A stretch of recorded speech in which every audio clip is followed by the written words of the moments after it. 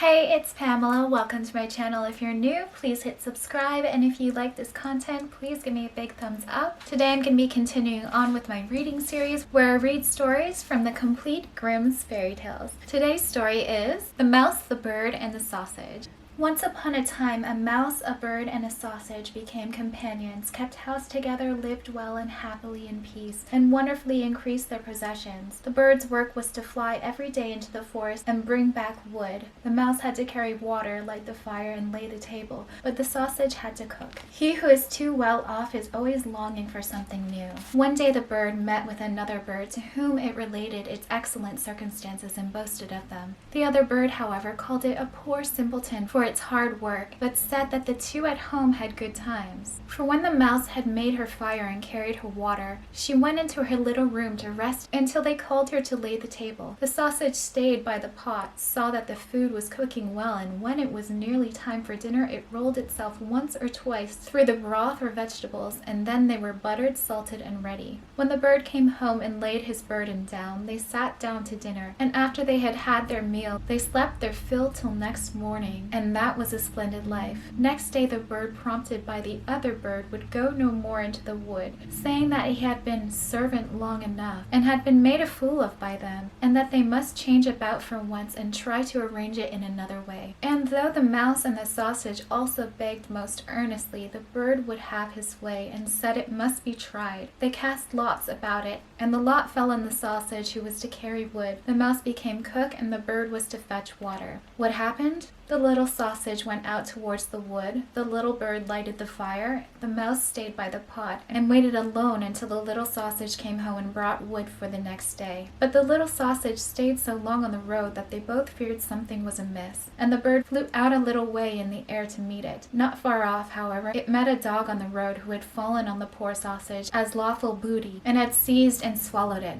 The bird charged the dog with an act of barefaced robbery, but words were useless, for the dog said he had found forged letters on the sausage, on which account its life was forfeited to him. The bird sadly took up the wood, flew home, and related what he had seen and heard. They were much troubled, but agreed to do their best and remain together. The bird therefore laid the table, and the mouse made ready the food, and wanted to dress it, and to get into the pot as the sausage used to do, and roll and creep amongst the vegetables to mix them. But before she got into the midst of them, she was stopped, and lost her skin and hair and life in the attempt. When the bird came to carry in the dinner, no cook was there. In its distress, the bird threw the wood here and there, called and searched, but no cook was to be found. Owing to his carelessness, the wood caught fire, so that a conflagration broke out. The bird hastened to fetch water, but the bucket dropped into the well, and he fell in with it, and could not recover himself, but had to drown there. The end. And that was today's story. Thanks for watching.